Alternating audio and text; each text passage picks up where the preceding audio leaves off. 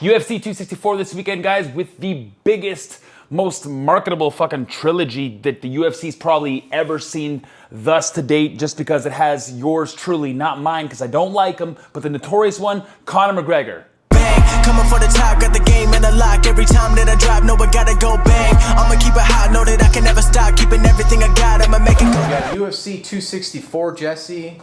Your guy, you know, Conor McGregor back again. Yeah. We all know how Jesse loves Conor McGregor so much.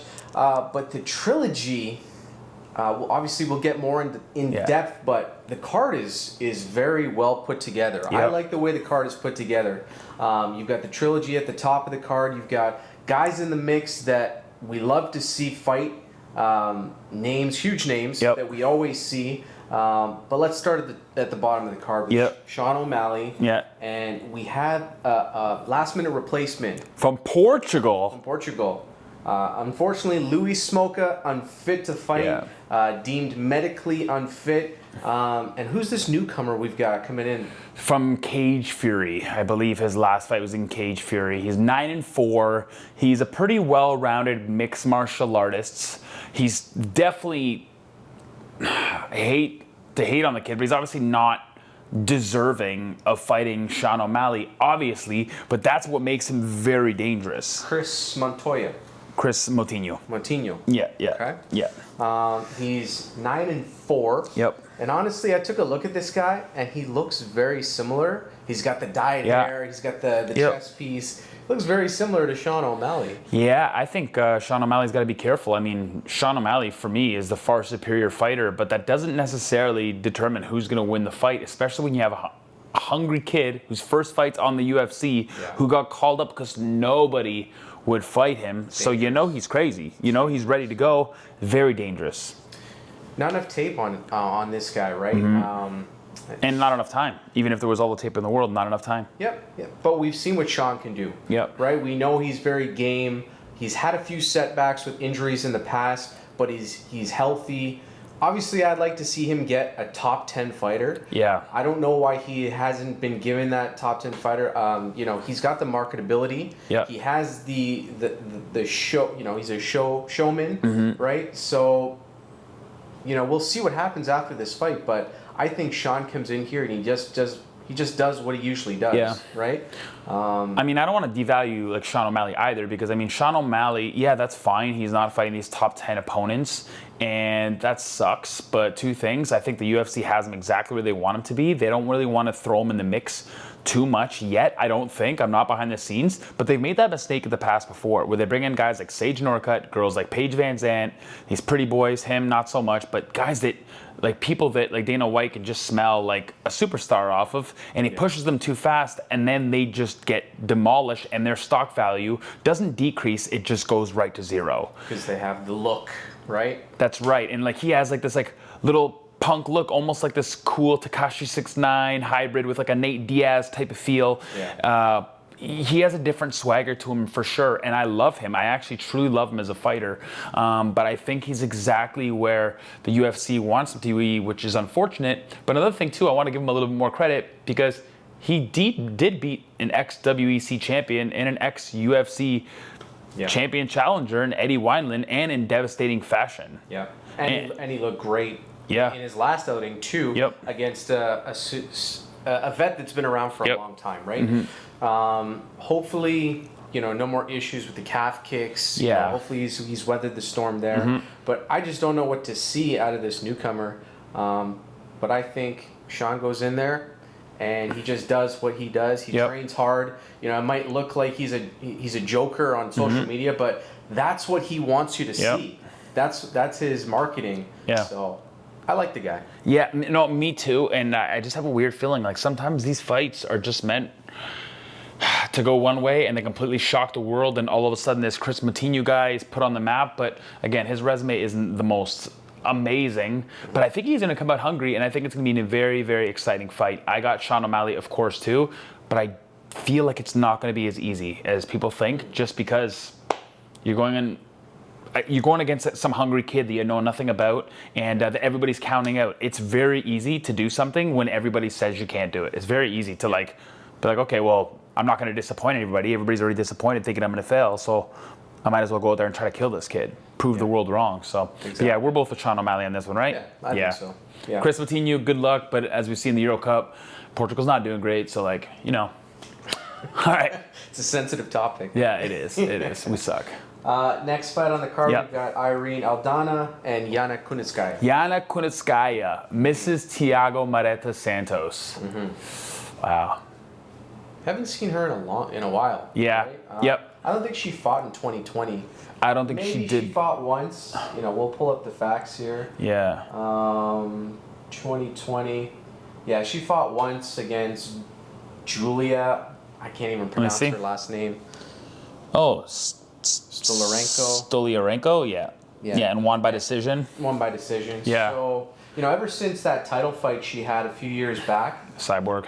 Against Cyborg. Yeah. I think it's kind of changed. The trajectory of her career. Yeah, a little bit. A little bit, yeah. For sure. But I do think that I love where she's training right now, right? With Thiago Santos. Like, her kickboxing is stellar. And it has been stellar before. But I think Thiago is really taking it to the next level. Because, I mean, he's probably... honestly, he might be the top 3 kickboxers in the UFC that we have today, right? We just saw what he did to John Jones. Yeah. And every single one of his opponents, if he gets his hands or feet on them, right? So he's dangerous, and that does convey to Yana Kunitskaya's rapport as well. But, I mean, Irene Aldana, far more active, coming off a loss, but against Holly Holm. And it wasn't like a total demolishment, right? One-sided victory, but she actually has an extensive resume of fighting a lot of well-known fighters in the UFC and Invicta FC. So I mean, she's got the experience, and she's fantastic on the ground in jiu-jitsu. 3 fights in 2019. Yep. Obviously, we had the 2020 lockout year where she had the 1 fight, but yeah, very active. Yeah, very, very active. So I mean, and look at. Do you have this pulled up here? Yeah. Because she got Raquel Pennington. That's fine that she lost, but she also. Oh, this isn't a very good one. Yeah, Ketlin Vieira. Devastating. And Ketlin Vieira is like supposed to be this next big thing that they were even talking about her possibly getting a future title shot. I think she fought Tanya Evinger back in the day, which is another big name. Talita Bernardo, no, not too big. Oh, Caitlin Chukagian, right? Yeah. Was very unsuccessful in that fight, but still, she's used to the spotlight. She's used to fighting these big names, and Yana Kunitskaya could be in over her head on this one. Okay. So who mixes it up the best? Who has the advantages? Well, I think if Yana Kunitskaya really has a concrete game plan, I think she's a very more well-rounded fighter. She's a very good kickboxer, but we saw even in that fight against Cyborg Santos, she's not afraid to take it to the ground, and she's pretty crafty on the ground as well. She was unsuccessful, but I mean, we are talking about fighting, you know, one of 2 of the best females on the planet, right? So yeah. And she's a big girl too. Yeah. Very big girl. So yeah. Yeah, but I think that Irene, is it Irene or Irina? Anyways, Miss Aldana, I think that she's going to be trying to keep this on the feet as well because she can bang. She has good hands, and I think she's proven, because most of her fights, especially in the last one against Holly Holm, she's proven to have a really good gas tank. And I think she'll be able to go to 15 minutes, no problem, where Yana Kunitskaya really fails after she blows her first energy bubble. She really tears off, and that's how Cyborg capitalized too. As soon as the first wave kind of passed, Cyborg came to her senses, and then Yana Kunitskaya fell apart. Yeah. And I can see that happening. I think as a veteran of the UFC or combat sports in general, I think over time you need to overcome that, right? Yeah. You need to figure out how to work your gas tank a little bit. So hopefully she's figured it out. I hope so. Coming into this fight. I hope so. But I actually am going to go with Aldana on this one. Okay. I actually want Yana Kunitskaya to win, but I truly believe Aldana is going to take her into deeper waters, 2nd or 3rd round, and inevitably probably get like a TKO victory. Okay. That's what I'm going for. Okay. Okay. Heavyweights now. Heavyweights, yeah. Right. Greg Hardy, we've got coming back versus Tai Tuivasa. Don't blink on this one. This one can go either quick or super quick. Or get stretched out. I don't know, but because the last couple of fights that Ty has been in, maybe, you know, taking out the last one he was in, he's had issues with takedown defense, being on the floor. His jiu-jitsu I don't know if Greg Hardy comes in and puts him on his back per se, but it could be trouble if Greg Hardy wants to wrestle a little bit more because he is the bigger athlete. Yep. Right. Yep. But yeah, could be very fast, very very fast. Yeah, like I'm talking like seconds. Unless Greg Hardy brings his inhaler. Then it's over. Then it's over. If he brings the inhaler, it's over for everyone. Yeah. No, but I think Greg Hardy. I think he's still really good, and he has a lot of potential in the heavyweight division. But I do think he's more well-rounded than Tai Tuivasa. Yeah. But these New Zealanders, man, they're crazy. They can bang. These Maui guys can bang, and they love to bang, and they love to get hit. And that's a scary thing because that's exactly who Greg Hardy is as well. Greg Hardy is a little bit more well-rounded, but I don't think he's well-rounded enough to say, hey, I'm taking this to the ground to do jiu-jitsu on you, because I don't think he knows the first thing about jiu-jitsu. He might use his weight, maybe try to do some ground and pound and mix it up and showcase his real mixed martial arts abilities, not just the slugger abilities. Yeah. But I don't see that happening here. This is the matchmaker made this fight purposely to see a bang-out war and a huge knockout. And I truly believe that's exactly what they're going to deliver to the fans. They know why this fight is signed. They know it's signed specifically for that. This isn't a title contender, title eliminator, sorry. It's none of those stakes, right? It's someone to get knocked the fuck out. Who has the more power?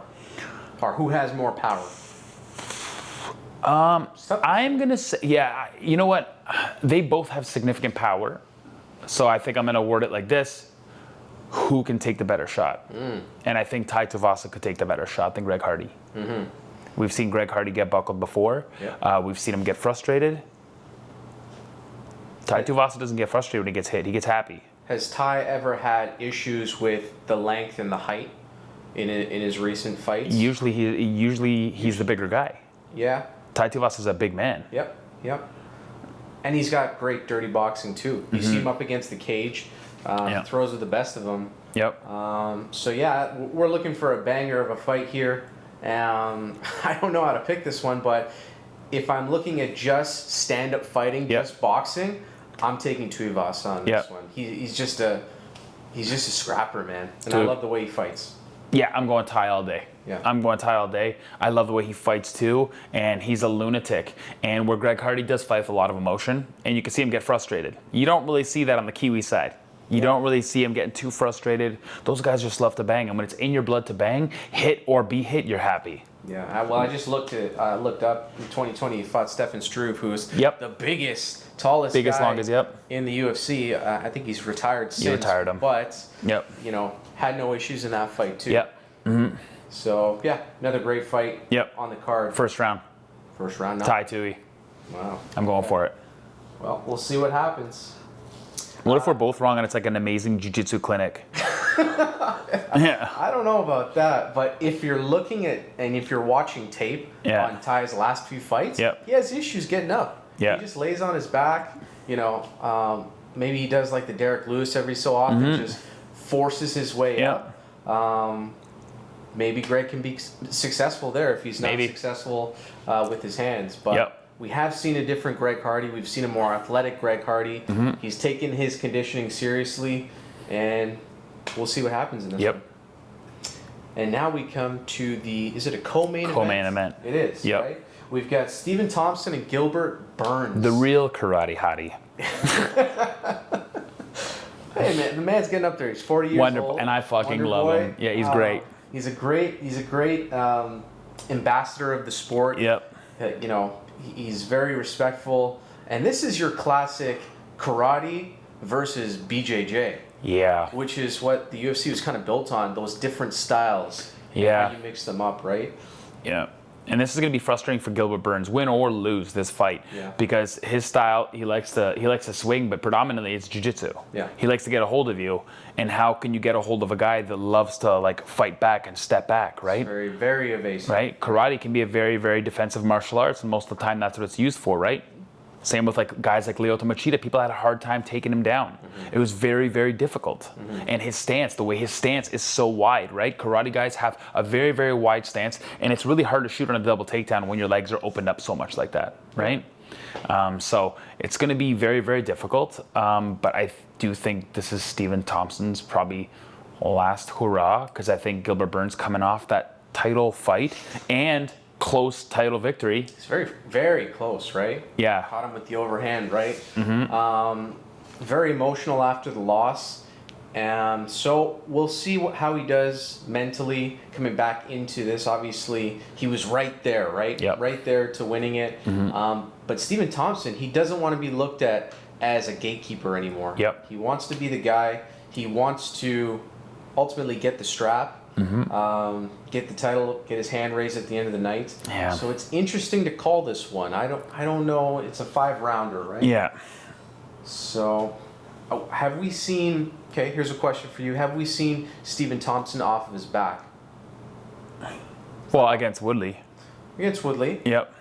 Was he on his back? But we've seen what Woodley's done. Or did Woodley pull guard to get the guillotine? In the second one? I believe in both. Yeah. I believe he The first one pulled was guard in awful. both. The first one was horrendous. And he just tired his arm, and he, Yeah, we're going to see. But the thing is, it's like Lyoto Machida, seeing him off his back is a rarity as well. And the reason is because that's their style. Defensive, right? Working their way back. And karate guys are very dangerous while they're working their way back, throwing that counter punch. Actually, Chuck Liddell was very good at that, throwing that right cross as you're stepping backwards. It's a very hard thing to do. People love swinging going forward, but it's very hard swinging on your way back. And karate guys are very good at that. So Gilbert Burns is going to have to look out for that, try to avoid that, get in as soon as possible, and try to go for the takedown, but it's going to be very hard. It's going to be very hard to get a hold of him. I would like to see Gilbert throw or go for like an Imanari roll or something, because if Thompson's having that lead leg out, we see Ryan Hall do it all the time. He plays with the kicks, and then boom, he's in on the Rest leg. in peace, BJ Penn. Yeah, that was crazy. But Stephen Thompson, it's going to be interesting to see if he can stop the takedowns, fight against the fence, be in the clinch, because he loves to have that free-flowing style. And it's going to be a long night if Gilbert stays on the outside. Yeah. And we saw what happened in the Kamaru Usman fight. But it's going to be a long night for Gilbert Burns if he stays on the outside. Yeah. That's what you're saying. That's okay. what I said. Okay. I was going to be like, that's because that's where, for me, Stephen Thompson shines. Yes. Yeah. Like, as soon as Gilbert gets a hold of him, if he can take him down, then it's going to be a very big problem. But the thing is, it's going to be hard. Karate guys have the best base, one of the best bases. I don't want to say that because I know wrestlers have like some crazy base, but the base in the legs, like the strength they have in their legs and the way they stand, it is so hard. And we've seen it. All the karate guys, it's so hard to take them down. Yep. Once they're down, they're in trouble, but it's hard to get them that point, right?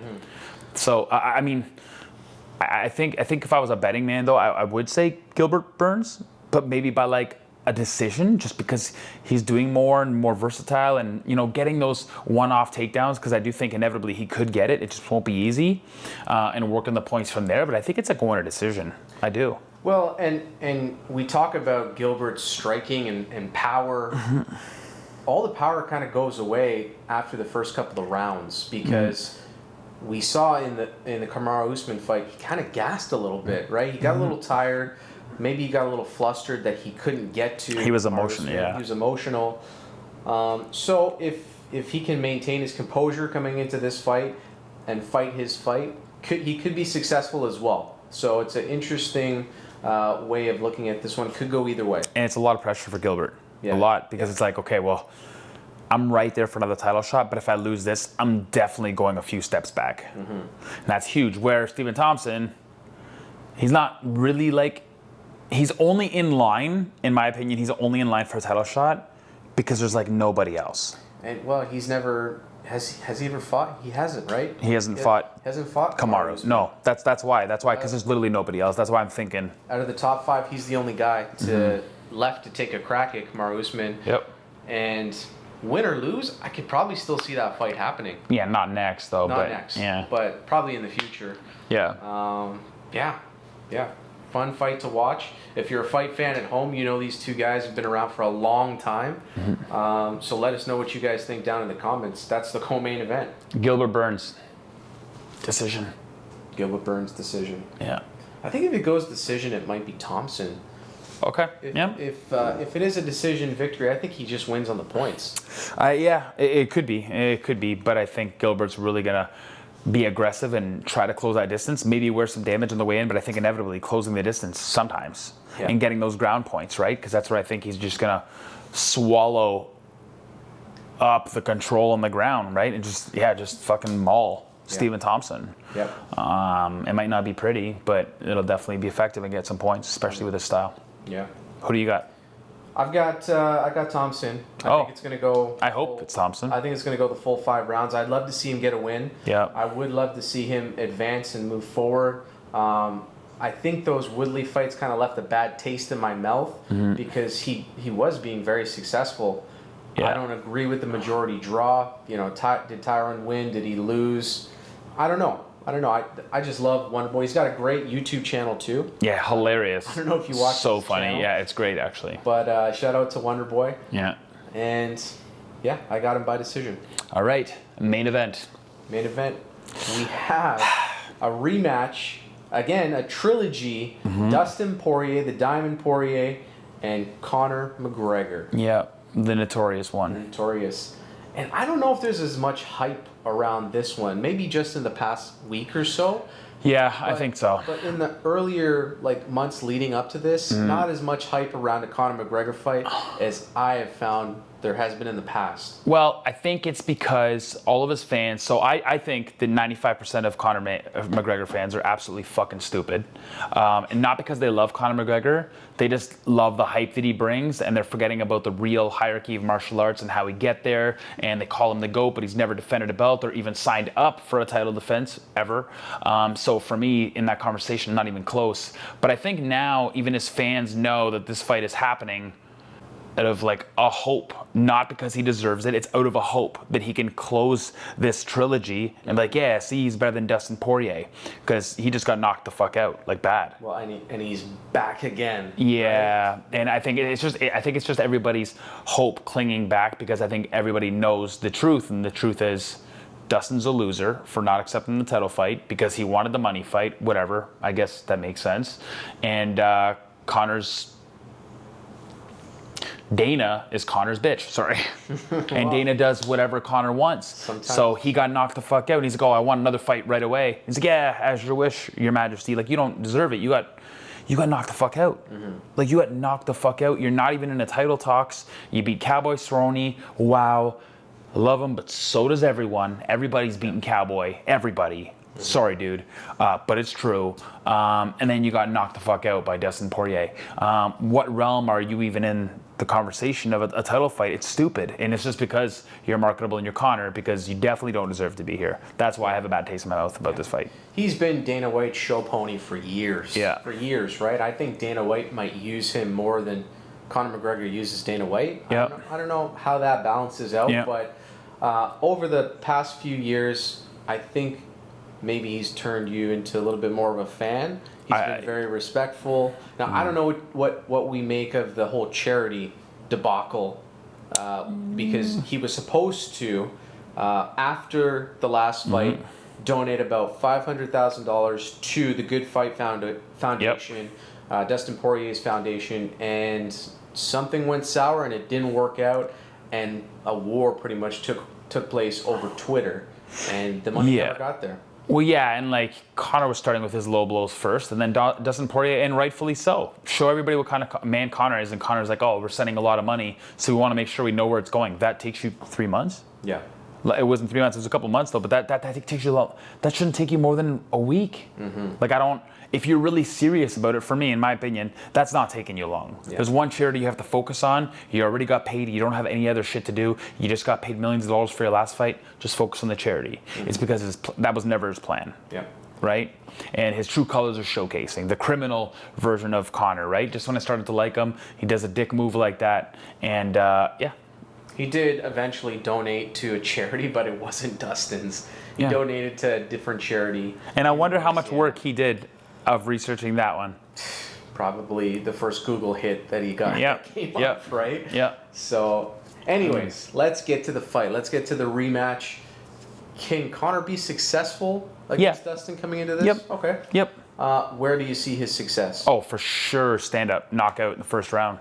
Okay. I don't want that to happen, but it definitely could, because even in the first fight, you could see Dustin Poirier also went into the last fight with confidence, but there was also some subliminal signs of fear there. Like he was a little bit scared, and then when Conor started swinging, he's like, "Oh shit, is this going to happen again? Am I going to lose again?"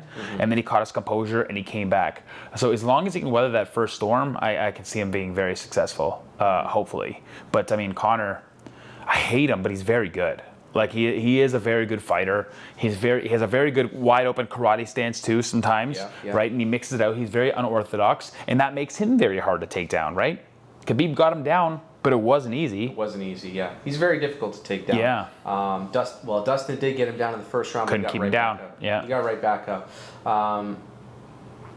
He went away from that normal style, his normal karate style, more of a boxing stance. I think he has to get back to what he was doing before to be successful in this fight. And if it does end, if his hand gets raised, I think it's in the first round. This is what Khabib said too. If it's in the first round, it's Conor. If it goes past the first round, Dustin's probably going to catch him, like he did in the last fight, right? Now, questions of, did he work on those calf kicks? Did he get a bit better? Is he going to go back to that style? Because Conor's style, if it's very wide, it leaves him open for the calf kicks still, right? So how is he going to evade those calf kicks from Dustin? Because we know they're coming again. And what has Dustin got up his sleeve this time, too? And you know what, too? It also wonders, because we've never seen Conor come back after getting lights out. It wasn't controversial. It wasn't like the Floyd thing where like, oh, I wasn't, the referee stopped. And no, you were out cold and you couldn't say anything. Yeah. You were wobbled over, right? So you were knocked out. This is the first time you come back. So I don't care who you are. You're coming back. And that's playing in your mind while you're fighting. So I wonder if he's sticking to some kind of game plan, but then gets overzealous and overcommits to something and ends up getting caught early as well. Yeah. It could happen. We've never seen this side of Conor before. Never. Well, We've never seen this situation. Well, because all the pressure's on him. Not that he hasn't had pressure in the past, but you know, Tyson Fury, although he's not in the realm of MMA, he said that if Conor doesn't win here, this could be it. We might see it curtains for Conor. Because where does your stock go from here? You can stay in the UFC, you can fight, but he's made the money. He has the fame. He can go off and do something else to be more successful. So how hungry is he really going to be at the end of the day if he is on the other side of a loss? It's tough to say. Personally, for me, I think where he needs to stay is in the clinch. He was stronger against the cage. And just kind of bounce and move, right? Bounce and move. Shoot in, shoot out, and he had some great strikes in the second fight that he was successful with. And I honestly, I never usually like saying this, like going too aggressive in the first round, but I almost feel like Conor should, because if Conor's proven anything in his whole career, is he is no good after the first round. Like, he's still a great fighter, but it's not Conor McGregor anymore. It's different. He's a different fighter. And his cardio is like not great, and it's proven, and he gets frustrated in the Khabib fight. In every fight he's ever been in, when it goes to the later rounds, even if he ends up winning that fight, you could see him get frustrated, and you could see him fade, and the power fades, and you can see him just get frustrated and fall apart a little bit inside, and he loses a little bit of confidence. Well, yeah, because the cardio has always been an issue. Even in the Floyd fight, he was gassing out towards the end of the fight, and that's how Floyd eventually moved in and caught him. Because we've always seen him, except for the Chad Mendes fight, that was the only fight I think I've ever seen him be, and he was on the ground working off of his back for most of the fight, and eventually got up and caught him with that beautiful knockout finish. And that's because Chad came in the fight in like a week and change notice. Right? And he's fighting a bigger athlete, right? Conor's used to fighting smaller, shorter, maybe less muscular fighters. But Dustin Poirier, he's a true 155er. So hats off to Dustin Poirier for the last win, and hats off for this win too, buddy. Hats off for this win. I'm gonna have to go with McGregor.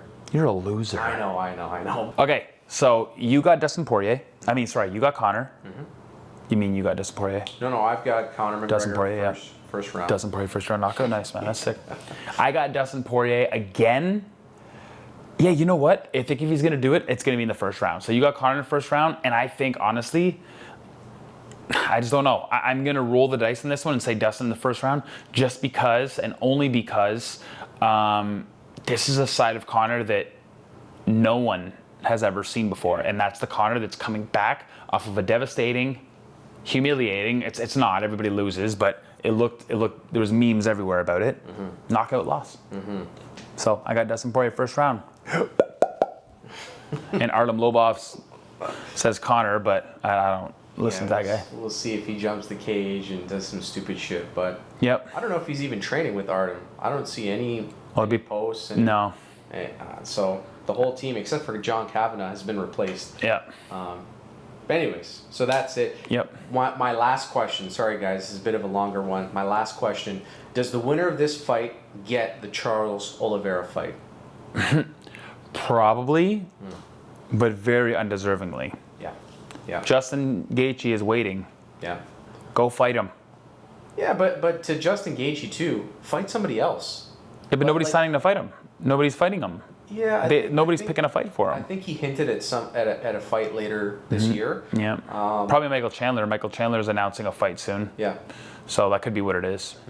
Yeah. So we'll see what happens. Yeah, I definitely don't think the winner should get a title shot. I think they left that on the back burner. In my opinion, you screwed that up when you said no. Yeah. So yeah, that's it. Anyways, guys, great card. Great weekend of fights coming up. Again, let us know what you guys think in the comment section below. Do you have Jesse's friend Conor McGregor, or do you have Dustin Poirier? What are your thoughts? What are you thinking? We'd like to know. Yeah, and I look miserable as fuck, but I'm just tired. Yeah. It was a hot one today. Yeah. But I still love you guys. Not you, Conor. All right, guys. Thank you so much. And yeah, like, dislike, whatever. Share. See you guys soon. Peace. Bang, coming for the top, got the game in the lock. Every time that I drop, no, I gotta go bang. I'ma